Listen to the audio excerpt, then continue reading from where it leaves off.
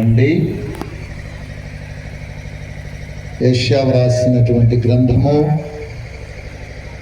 యెషయా గ్రంథము 13వ అధ్యాయము 1వ వచనం 2వ వచనం చదువుతా ఉన్నాను. బైబిల్ గ్రంథములు కలిగిన వారు మీ గ్రంథాలు తెరిచి ఒక గంట సేపు మీ మనస్సులను ఇక్కడ ఉంచాలని ప్రేమతో కోరుతూ ఉన్నాను. ఆమోజు కుమారుడైన యెషయాకు బబులోను గూర్చి ప్రత్యక్షమైన దేవోక్తి.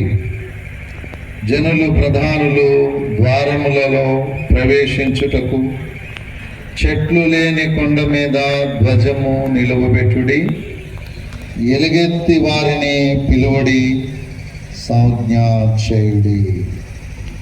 ప్రభునందు ప్రియమైనటువంటి వారులారా, ప్రభు అయిన యేసుక్రీస్తు వారి యొక్క శిలువ ధ్యాన దినములలో ఉన్నటువంటి మనము ఈ లెంటు కాలములో ప్రతి దినము దేవుని యొక్క శిలువను గూర్చి ధ్యానము చేయుచున్నటువంటి మనము ప్రభునందు ప్రియమైన వారులారా, ఆమోజు కుమారుడైన యెషయా గారికి కలిగినటువంటి దర్శనం లేక దేవోక్తి అని దైవజనుడు రాశారు. అంటే చెట్లు లేని కొండల మీద అని రాశారు. ఉదాహరణకి చెట్లు లేని కొండలను మనము చూస్తే అవి ఎలాగుంటాయి అంటే బోడిగా ఉంటాయి అన్న సంగతి మనకు తెలుసు. మన నెత్తి మీదనున్న, మన తల మీదనున్న వెంట్రుకలన్నిటినీ మనము ఒకవేళ గొరిగించుకుంటే మన తలకాయ కూడా ఎలాగుంటుందంటే బోడిగా ఉంటుంది. ధ్వజము అనేటువంటి మాట బైబిల్ గ్రంథములో ప్రభు అయినటువంటి దేవుడు ఆయన శిలువను గూర్చి వ్రాయించినటువంటి మాట. ధ్వజమును నిలువబెట్టండి అని వ్రాసినటువంటి మాట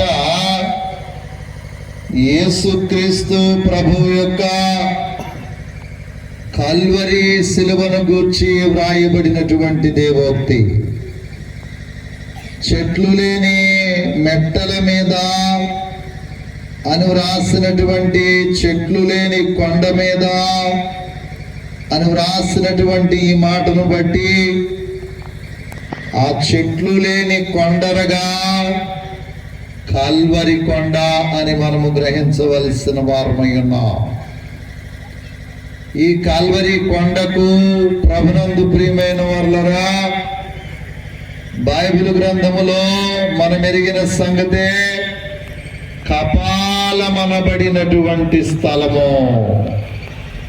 కపాలమనగా మానవుని యొక్క పుర్రె అని మనము గ్రహించాలి. ఆది అపోస్తుల కాలములోనట స్మరణ సంఘములో క్రైస్తవులైనటువంటి వారిని 1000 మందిని చంపి రోమా చక్రవర్తి గుడి కట్టించాడు. ఇది చరిత్ర. యేసుక్రీస్తు ప్రభువు యొక్క శిలువను గూర్చినటువంటి ప్రవచనాన్ని మనము బైబిల్ గ్రంథములో చదువుతూ ఉన్నప్పుడు ప్రభునందు ప్రియమైన వారులారా, ధ్వజము అని వ్రాయటం జరిగింది. ఈ ధ్వజమును ఎక్కడ నిలువబెట్టాలంటే చెట్లు లేని కొండల మీద నిలువబెట్టవలెను అని వ్రాశారు. చెట్లు లేని కొండ ఎలాగైతే నున్నగా ఉంటుందో, బోడిగా ఉంటుందో, ప్రభు అయినటువంటి యేసుక్రీస్తు వారిని గొల్గోతా అనేటువంటి గబ్బతా అనే స్థలము గొల్గోతా అనేటువంటి స్థలమునకు తీసుకొని వచ్చినప్పుడు ఆ కపాల స్థలం అనబడినటువంటి ఆ కొండ మీదకు తీసుకొని వచ్చినప్పుడు ప్రభునందు ప్రియమైన వర్లరా, ఒక రోజున ఈ కొండ మీదకు, ఈ కొండను పరిశీలించడానికి ఒక బ్రాహ్మణుడు ఈ కొండ ఎక్కడం జరిగిందంట. ఈ కొండ ఎక్కుతూ ఉండగా ప్రభునందు ప్రియమైన వర్లరా, ఈ కొండ మీదకు ఆయన ఎక్కుతూ ఉండగా పిచ్చి పిచ్చి తలంపులు, పిచ్చి పిచ్చి ఆలోచనలు ఆ వ్యక్తికి కలిగినట్లుగా చరిత్రలో మనం చూస్తా ఉన్నాం. దేవుని పిల్లలారా, ధ్వజము అనేటువంటి మాట పరిశుద్ధ గ్రంథములో మనం చూస్తూ ఉన్నప్పుడు ఈ దినమందు ధ్వజము అనేటువంటి మాట దగ్గర నేను కొన్ని మాటలు సిద్ధపరచుకున్నాను. ప్రభునందు ప్రియమైన వర్లరా, ధ్వజము అనేటువంటి మాట దగ్గర, ఈ శిలువ ధ్వజం అనేటువంటి మాట దగ్గర ప్రభునందు ప్రియమైన వర్లరా, నా అంశంలో రెండవ మాట ఏమిటి అంటే ద్విజము. మొట్టమొదటి మాట ఏంటి చెప్పండి? ధ్వజము. నా భాష అందరికి అర్థమవుద్ది. మొట్టమొదటి మాట ధ్వజం అనగా సిలువ అని మనం ఫిక్స్ అయిపోతాం. రెండవ మాట, ఈ కొండ మీద ఈ ముగ్గురు వ్యక్తులలో ఒక వ్యక్తి ఎవరు అంటే నా అంశములో రెండవ మాట ద్విజము. ద్విజము అనగా ప్రాస కోసము వ్రాసాను, కానీ మొట్టమొదటి మాట ధ్వజమైతే రెండవ మాట ద్విజుడు అని వ్రాసుకోండి. మొట్టమొదటి మాట ధ్వజమైతే, ధ్వజమనగా సిలువైతే, ఆ సిలువ స్తంభము మీద ప్రభునందు ప్రియమైన వారలారా, ఈ ద్విజుడు, ద్విజుడు అనగా అర్థం ఏంటంటే ప్రభునందు ప్రియమైన వారలారా, రెండవ మారు జన్మించిన వాడు అని అర్థం అన్నమాట. ద్విజుడు అనగా అర్థం ఏంటంటే రెండవ మారు జన్మించిన వాడు. ఈ ధ్వజం అనే స్తంభము మీద, ఈ ధ్వజం అనేటువంటి శిలువ స్తంభము మీద వ్రేలాడినటువంటి ఈయన ఎవరు అంటే ద్విజుడు అని మీకు నేను తెలియజేస్తా ఉన్నాను. హైందవ గ్రంథాల్లోనికి వెళ్ళను కానీ సమయం లేదు గనుక, ద్విజుడు అనగా అర్థం ఏంటంటే రెండవ మారు జన్మించిన వాడు.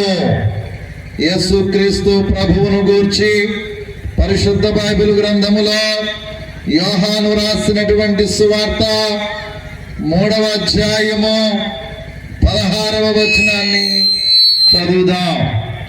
యోహాను రాసిన సువార్త 3వ అధ్యాయము 16వ వచనాన్ని చదువుదాం. దేవుడు లోకమును ఎంతో ప్రేమించెను కాగా ఆయన తన అద్వితీయ కుమారునిగా పుట్టినవాని యందు. ఏ కుమారుడంట? అద్వితీయ కుమారుడు. అంటే ద్వితీయ, అద్వితీయ అనగా రెండవ మారు అని అర్థం అన్నమాట. ద్విజుడు అనగా అర్థం ఏమిటంటే దేవుని పిల్లలారా, రెండవ మారు పుట్టినవాడు. ఈ సభలోనికి వచ్చిన వారులారా, మనమందరము ఎవరమంటే ద్విజులమై ఉన్నామన్నమాట. ఒక్కసారి పుట్టామా, 2 సార్లు పుట్టామా? మాట్లాడట్లా మీరెవరో కూడా. ఎన్నిసార్లు పుట్టాం మనం? యేసుక్రీస్తు ప్రభు యొక్క పుట్టుకను బట్టి, జన్మమును బట్టి, జననమును బట్టి దేవుని పిల్లలారా, నీ జన్మకు ప్రమోషన్ వచ్చిందన్నమాట. యేసుక్రీస్తు ప్రభు యొక్క కల్వరి శిలువ మరణమును బట్టి దేవుని పిల్లలారా నీ మరణము తగ్గించబడిందన్నమాట.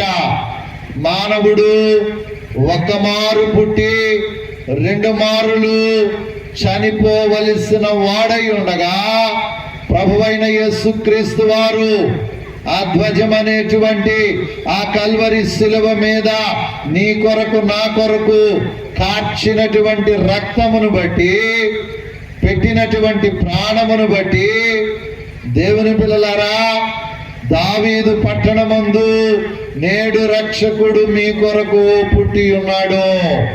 ఈయన ప్రభువైన క్రీస్తు అని సంఘము 12వ నెలలో డిసెంబర్ మాసమంతా జయ జయ ధ్వనులతో ఈ పండుగ జరుపుకోవటానికి గల కారణం ఏంటంటే ఆయన జన్మించడాన్ని బట్టి, ఆయన జన్మమును బట్టి మన జన్మమునకు ప్రమోషన్ వచ్చిందన్నమాట.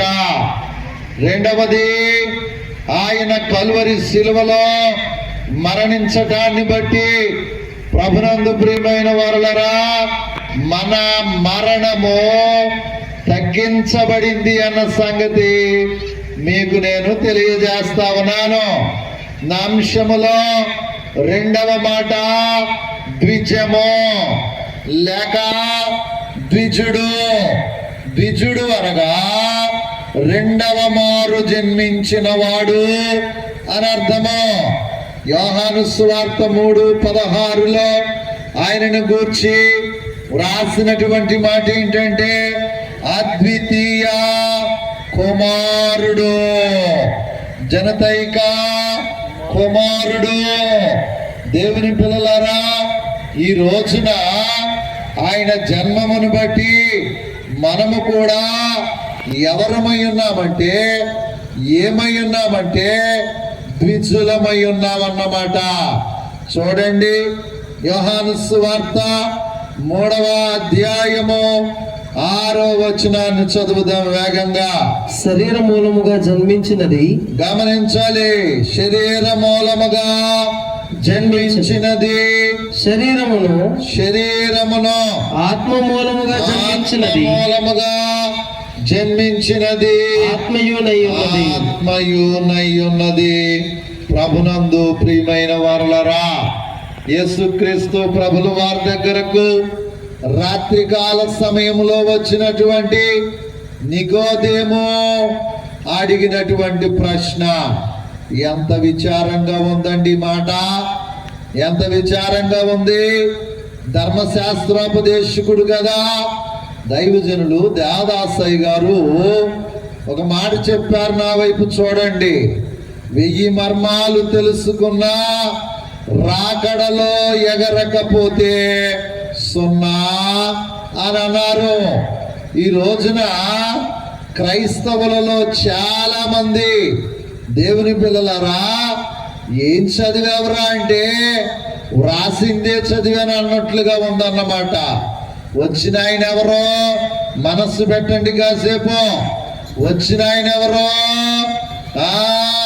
ధర్మశాస్త్రోపదేశకుడు అన్నమాట. ధర్మశాస్త్రోపదేశకునికి ధర్మశాస్త్ర గ్రంథములో ఉన్న సంగతులన్నీ తెలిసి ఉండాలిగా, ధర్మశాస్త్రములో ఉన్నటువంటి మర్మములన్నీ తెలిసి ఉండాలిగా. అందుకేగా ఆయనకు ధర్మశాస్త్రాన్ని ఉపదేశించే ఉద్యోగం ఇచ్చారు యోధా మతం. దేవుని పిల్లలారా ఇలాంటి ఉన్నతమైన ధర్మశాస్త్రోపదేశకుడైన ఉద్యోగమును కలిగి ఉన్నటువంటి ఈ నికోదేము ప్రభువుని అడిగినటువంటి మాట ఏంటంటే, అయ్యా దేవుని రాజ్యములో చేరాలంటే నేనేం చేయాలి అని అడిగాడు. గమనించాలి దేవుని పిల్లలారా.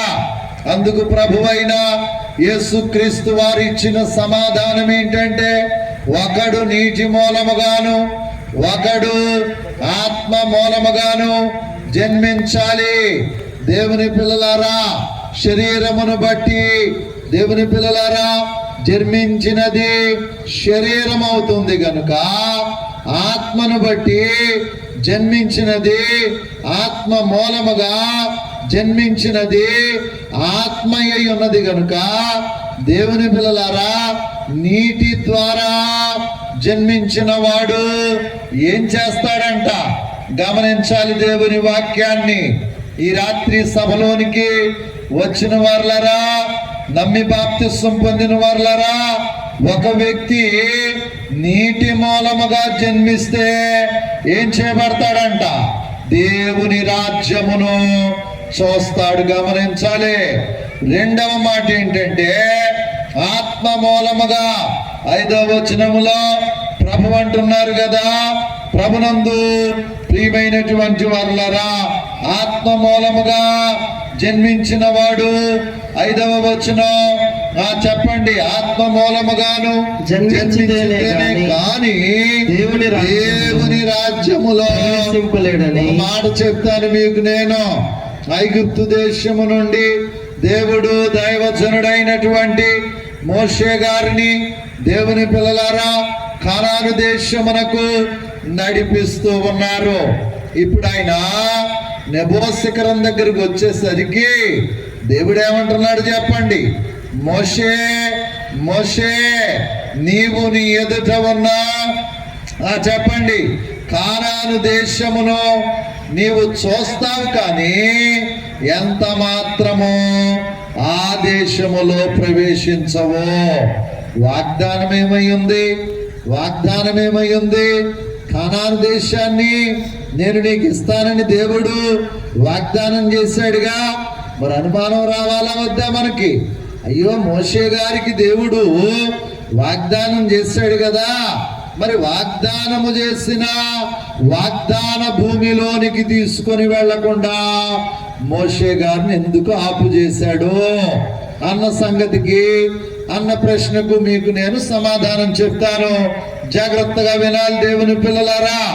ఇప్పుడు మోషే గారు నెబో శిఖరం దగ్గరకు వచ్చేసరికి ఆ దేవుడు మాట్లాడుతూ, మోషే మోషే, నీవు నీ ఎదుట ఉన్న కానాను దేశమును చూస్తావు గాని అందులో ప్రవేశించవు. అంటే ఇప్పుడు మరి మోషే గారి యొక్క వాగ్దానం నెరవేరినట్లా నెరవేరినట్లా? మీరు మాట్లాడితే సంతోషించి ముందుకు వెళతాను. గమనించాలి. ఇప్పుడు చెప్పండి, మోషే గారికి దేవుడు చేసిన వాగ్దానము నెరవేరినట్లంటారా నెరవేరినట్లంటారా? మీరు మాట్లాడట్లా. కొంచెం చెయ్యి చూపించండి ఎవరో ఒకళ్ళు. ఏమండి, చెయ్యి చూపించండి ఎవరో. నెరవేరలేదనో ఏమండి? ఇప్పుడు నెరవేరినట్లు కనిపిస్తుందా నెరవేరనట్టు కనిపిస్తుందా? ఒకడు నీటి మోసాడంటే పరలోక రాజ్యమును చూస్తాడు. దేవుని పిల్లలారా, ఆత్మ మూలముగా జన్మించిన వాడు చూడండి, ఆ చూచినటువంటి ఆ పరలోకములో ప్రవేశిస్తాడు. మరి మోషే గారి సంగతి ఏంటంటారా? చెప్తాను దేవుని పిల్లలారా. తాబోరు కొండ మీద, హెర్మోను కొండ మీద, రూపాంతర పర్వతం మీద చెప్పండి ఎవరు వచ్చారు? దేవుని పిల్లలారా, మోషే గారు వచ్చారు కదా, ఏలియా గారు వచ్చారు కదా. ఆయన బ్రతికుండగా ఆయన వాగ్దానము నెరవేరలేదు, కానీ ఆయన చనిపోయిన తరువాత దేవుడు ఆ వాగ్దానాన్ని నెరవేర్చాడని గమనించాలి. అంటే దేవుడు చేసిన ప్రతి వాగ్దానము దేవుని పిల్లలారా ఏదో ఒక సందర్భములో ఖచ్చితంగా దేవుడు నెరవేరుస్తారు అన్న సంగతి మీతో మాట్లాడుతూ ఉన్నాను. రెండవ మాట ఏంటంటే ద్విజుడు. ద్విజుడు అనగా రెండవ మారు జన్మించిన వాడు. మొట్టమొదట తల్లి గర్భంలోంచి వచ్చాడు దేవుని పిల్లలారా. రెండవదిగా ఆత్మ మూలముగా జన్మించాడు. శరీరానుసారముగా జన్మించినటువంటి శరీరము దేవుని పిల్లలారా ఆత్మ మూలముగా జన్మించినది ఆత్మయ్య ఉన్నదన్నమాట. కేవలము మనము నీటి బాప్తిస్వం ద్వారా సంతోషపడుతూ సంబరపడుతూ దేవుని పిల్లలారా ఈ రోజున ఏం కావాలి చెప్పండి? క్రైస్తవ సంఘానికి సంఖ్య మాత్రమే కావాలి. గమనించాలి దేవుని పిల్లలారా, నీటి మూలముగా బాప్తిస్మము పొందినటువంటి మనమందరము ఆత్మ మూలముగా ఏమండి మనము ఆత్మ తండ్రి ఆధీనములో ఆత్మ తండ్రి స్వాధీనములోనికి మనము ఆత్మను పొందవలసినటువంటి వారమై ఉన్నప్పుడు ఆ ఆత్మను మనము పొందినప్పుడు దేవుని పిల్లలారా మనం ఎవరమవుతామంటే ద్విజుల యొక్క వరసలోనికి వస్తామన్నమాట. ఈ ద్విజులని ప్రపంచములో 3 వర్ణాల వారిని పిలుస్తారు. మరొక మాట చెప్తాను దేవుని పిల్లలారా, 3వ మాట ఏమనుకుంటున్నారు? ఇప్పుడు మీకు కొంచెం ఆలోచన రావాలిగా. మొట్టమొదటి మాట ధ్వజం అన్నాడినా, 2వ మాట ద్విజం అన్నాడినా, 3వ మాట ఏమై ఉంటుంది? అసలు ఆలోచన ఉందా మనకి? దేవుని వాక్యమును గూర్చినటువంటి ఆలోచన ఉందా అని అడుగుతా ఉన్నాను. నేను అంటున్నాను, నేను రాసుకున్న మాట ఏంటంటే, మీతో నాకు పని ఏంటి? నేను రాసుకున్నది చెప్పాలనుకున్నది చెప్పి వెళ్ళిపోతాను అంతే. 3వ మాట ఏంటంటే, గమనించాలి దేవుని వాక్యాన్ని. కూజము అంటున్నాను. ఎంతమందికి అర్థమైంది? కూజము అంటున్నాను. అర్థమైందా? అర్థమైపోయిందా? దేవుని పిల్లలారా, కుజము అనే మాట ఎక్కడ వింటాం మనం? సాధారణంగా దేవుని పిల్లలారా ఎక్కడ వింటామంటే జ్యోతిష్యంలో వింటాం. అవునా కదా? ఇక్కడ కూర్చున్న వాళ్ళ దాంట్లో ఎంతమంది జ్యోతిష్యం చెప్పుకుంటారో నాకు తెలియదు, కానీ నిన్న మట్టుకు ఒక ఆవిడ నేను ఒక బస్ స్టాప్లో నించుంటే పిలుస్తా ఉందన్నమాట. దేవుని పిల్లలారా గమనించాలి, కుజము అనే మాట దేనికి సంబంధించిన మాట అంటే జ్యోతిష్యానికి సంబంధించిన మాట. అందులోకి వెళ్ళను గాని కుజ దోషము అంటారు. ఇప్పుడు మీకు అర్థమైపోయింది, అవునా కదా? ఏం దోషం అంట? కుజ దోషం అన్నమాట. నేను ఇప్పుడు కుజ దోషం కోసం చెప్పను గాని యెషయా గ్రంథము 53వ అధ్యాయము చదువుదాం. దేవుని వాక్యాన్ని 6వ వచనాన్ని చదువుదాం. యెషయా గ్రంథం 53వ అధ్యాయము 6వ వచనాన్ని వేగంగా చదువుదాం. ప్రియులారా, ఎవరమంట? మనమందరము గొర్రెల వలె త్రోవ తప్పిపోతిమి. మనలో ప్రతివాడును తనకిష్టమైన త్రోవకు తొలగెను. యెహోవా మనందరి దోషమును ఏంటంట? మనందరి దోషమును అతని మీద మోపెను. దోషము చేసినది నెగదా, మోసముతో బ్రతికిన నెగదా. దోషము చేసినది నెగదా, మోసముతో బ్రతికిన నెగదా. మోసితివాన శాపభరం, మోసితివాన శాపభరం. బాసిల్లెను సిలువలో పాపక్షమా. యేసు ప్రభుని దివ్య క్షమా. బాసిల్లెను సిలువలో పాపక్షమా. ఏంటంట? మనందరి దోషమును అతని మీద మోపెను. నీ దోషములు, నీ అతిక్రమములు, నీ పాపములు ప్రభునందు ప్రియమైనటువంటి వారలారా, కుజము అనే మాట దగ్గర మానవునికి లోకములో ఎంతమందికి ఈ కుజదోషం ఉందో నాకు తెలియదు, కానీ మానవులమైన మనందరి మీద ఉన్నటువంటి దోషము, అతిక్రమము, పాపం అనే దోషము, ఆజ్ఞ అనేటువంటి అతిక్రమము మానవుణ్ణి పట్టి పీడిస్తూ ఉన్నాయి దేవుని పిల్లలారా. కాబట్టి ఈ ధ్వజ స్తంభము మీద, ఈ చెట్లు లేని మెట్టల మీద, కొండ మీద నిలువబెట్టబడినటువంటి ఈ ధ్వజ స్తంభము మీద ప్రభువైనటువంటి యేసుక్రీస్తు వారు దేవుని పిల్లలారా మనందరి దోషమును ఏం చేశారంట? మోసారు. మరొక మాటలోనికి వెళతాను. సమయం అవుతుంది కనుక 4వ మాట ఏంటంటే నా అంశములో ఆచము. ఏంటంట? ఇదేదో బుర్రకథలాగా ఉందండి. ఇదంతా బుర్రకథలాగా ఉంది కదా.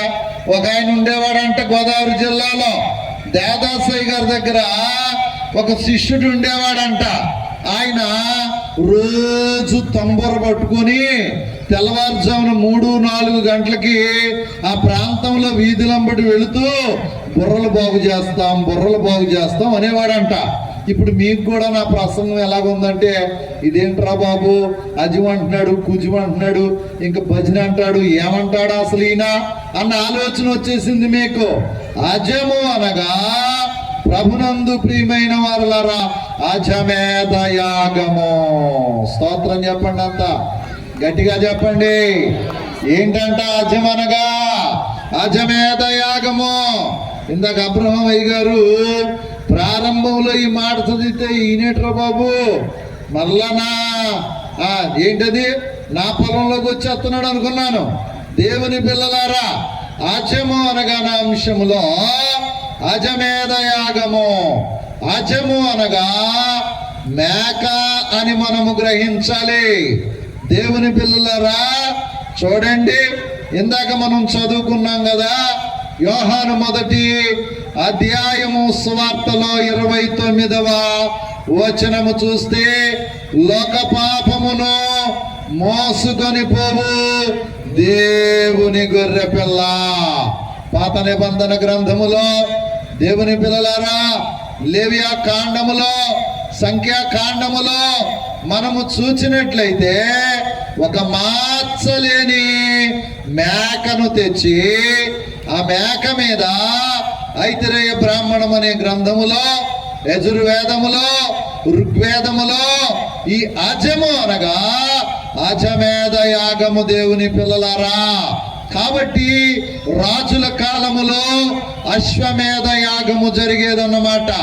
రాజులైన వారు దేవుని పిల్లలారా వారి రాజ్యాల కొరకు వారు ఏం చేసేవారంటే యాగములు చేసేవారు, యజ్ఞములు చేసేవారు.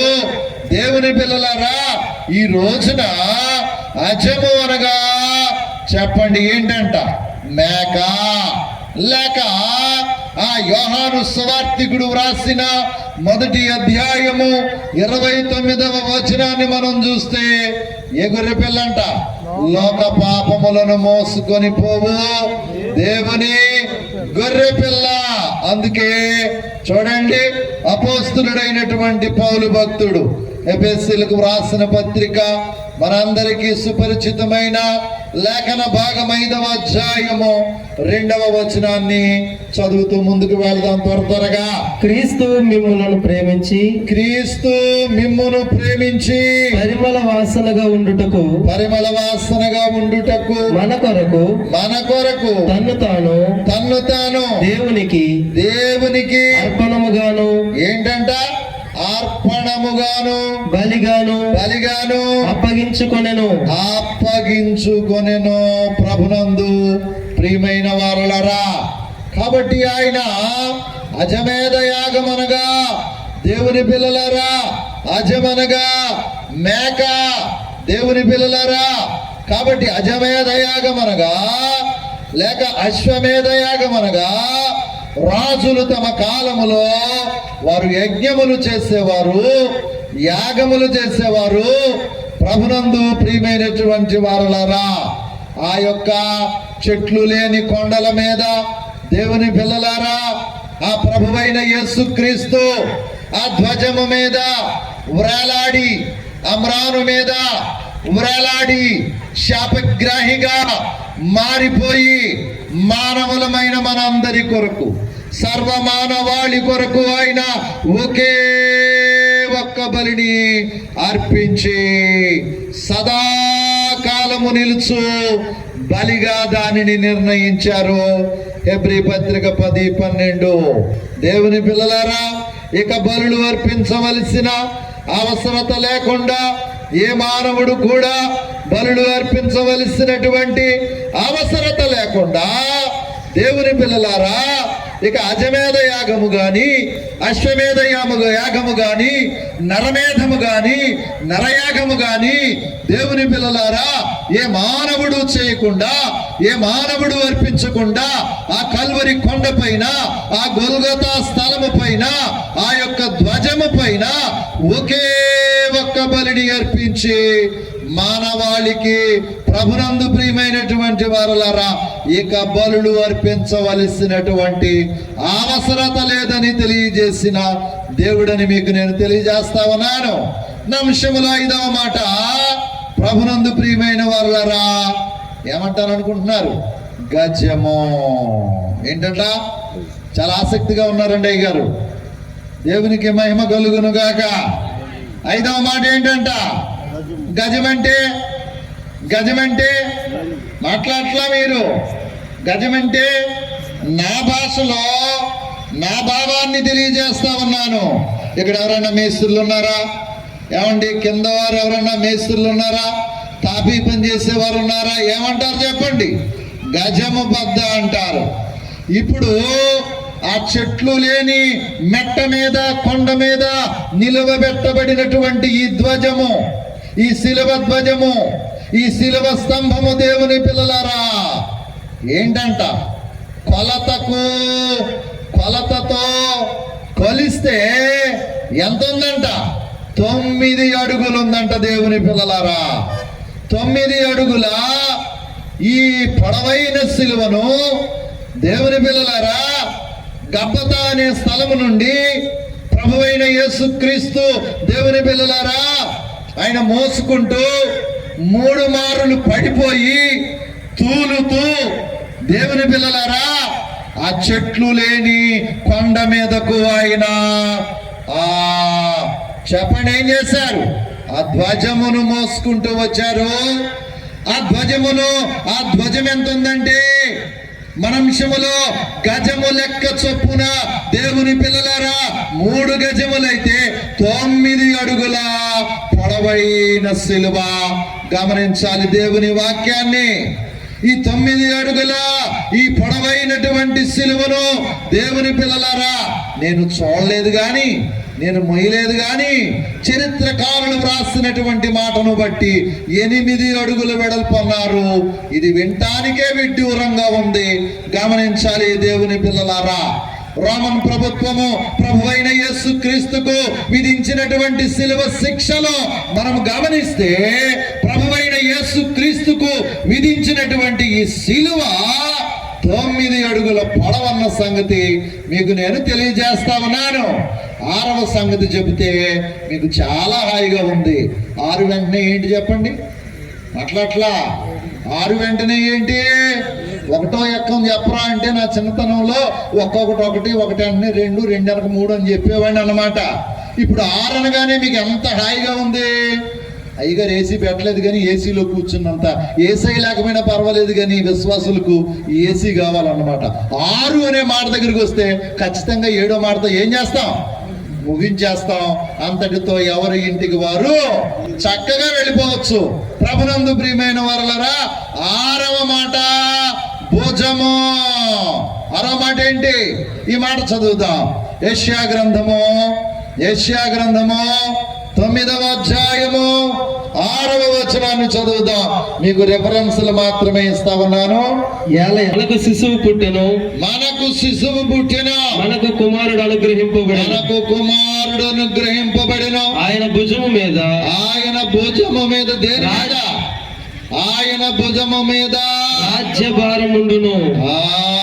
రాజ్యభారముండును. ప్రభునందు ప్రియమైనటువంటి వారలారా 6వ మాట ఏంటంటే భుజము. యేసుక్రీస్తు ప్రభువే దేవుని పిల్లలారా ఎన్ని గంటలు మోసారంట? 3 గంటలు. ఈ పొడవైన శిలువ, బరువైన శిలువ ఆయన పిలాతు మందిరము దగ్గర నుండి దేవుని పిల్లలారా నిర్దేశించబడినటువంటి స్థలము వరకు మోయటానికి ఆయనకు 3 గంటలు పట్టింది. ఈ మాటలు నేను ఇంచుమించుగా మీరు లైవ్లో చూస్తే తెలుస్తుంది. ఒక నెల రోజులు బట్టి చెప్తా ఉన్నాను ఈ అంశాన్ని. దేవుని పిల్లలారా, మరి ఒక గంట సమయం ఇచ్చి చెప్పండి అంటే ఎలా కుదురుద్ది? మంచిది. ప్రభునందు ప్రియమైన వారలారా, భుజము అనే మాట దగ్గర ఆయన భుజముల మీద చెప్పండి ఏముంటుందంట? రాజ్యభారముండును. 7వ మాట చెప్పేస్తాను, ఇది నిజము. స్తోత్రం చెప్పండి గట్టిగా. నిజమా అబద్ధమా? పట్టు కదా, పుట్ట కదా, పిట్ట కదా, నానా ఇదే నిజం అన్నమాట. ఇట్ ఈస్ ట్రూత్ అన్నమాట దేవుని పిల్లలారా. అందుకే ప్రభువైన యేసుక్రీస్తు మాట్లాడుతూ, దేవుని పిల్లలారా, నేనే మార్గము, నేనే సత్యము, నేనే జీవము అని మాట్లాడుతూ ఉన్నారు. ఒక రెఫరెన్స్ చదువుదాం. మత్తయి సువార్త 27వ అధ్యాయము, మత్తయి సువార్త 27వ అధ్యాయము 54వ వచనాన్ని చదువుదాం దేవుని పిల్లలారా.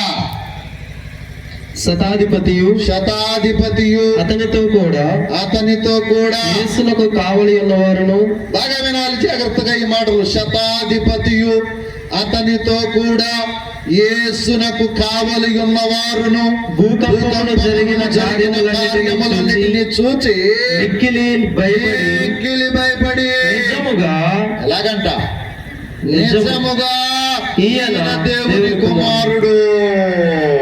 ఎవరంట ఆయన? నిజముగా, అబద్ధంగా కాదు. ఈ సభ అబద్ధం కాదు. ఈ రాత్రి దేవుని పాదాల దగ్గరకు వచ్చినటువంటి దేవుని పిల్లలారా, ఈ మాటలు వింటున్నటువంటి ఈ మాటలు అబద్ధము కావు. ఈ మాటలే నిజమైన మాటలు. దేవుని పిల్లలారా, నిజమైనటువంటి దేవుడు యేసుక్రీస్తు ప్రభు యొక్క కల్వరి శిలువ శ్రమ చరిత్ర నిజము అన్న సంగతి మనము గ్రహిస్తూ ఉన్నాం. యేసుక్రీస్తు ప్రభు యొక్క పుట్టుక నిజము.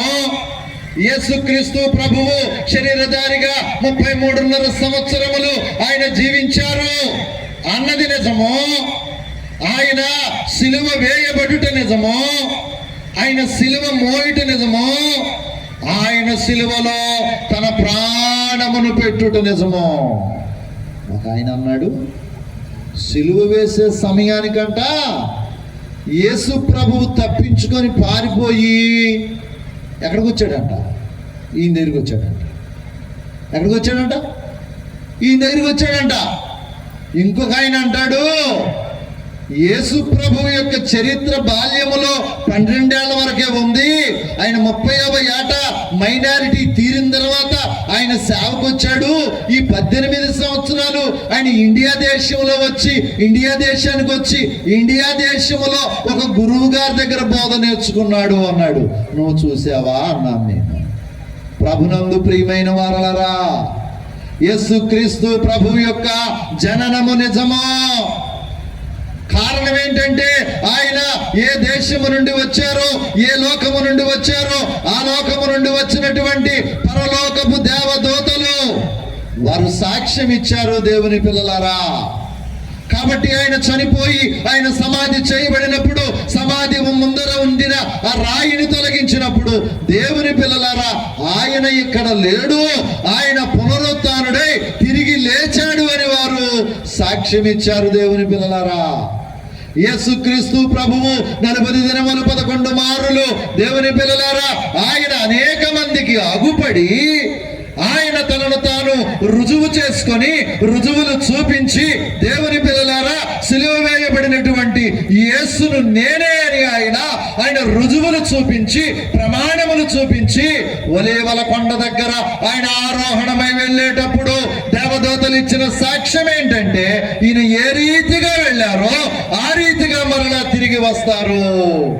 ఆయన ఆరోహణము నిజము. దేవుని దాసులు తెలియజేసినట్లుగా, ప్రభునందు ప్రియమైన వారలారా, ఏ రీతిగా ఆయన వెళ్ళాడో మరలా ఆ రీతిగా ఆయన రానై ఉన్నాడు గనక ఆయన రెండవ రాకడ నిజమన్నమాట.